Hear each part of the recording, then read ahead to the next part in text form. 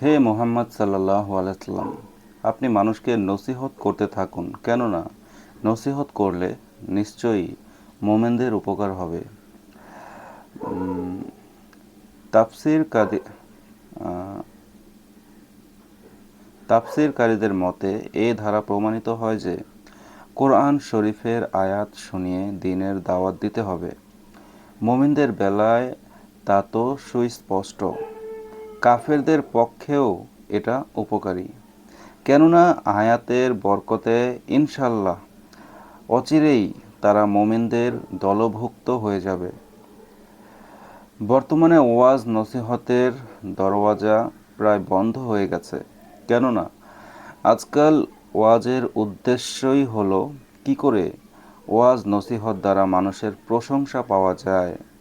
হুজুর পাক সাল্লাল্লাহু আলাইহি সাল্লাম ইরশাদ করেন, যে ব্যক্তি অন্যকে নিজের দিকে আকৃষ্ট করার উদ্দেশ্যে বক্তৃতা শেখে, কিয়ামতের দিন তার ফরজ এবং নফল কোনো ইবাদতই কবুল হবে না।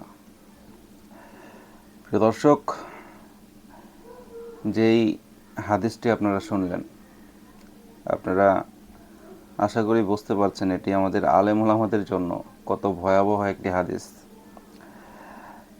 যাই হোক, আল্লাহ যেন তাদের ঈমানকে আরও মজবুত করে দেন।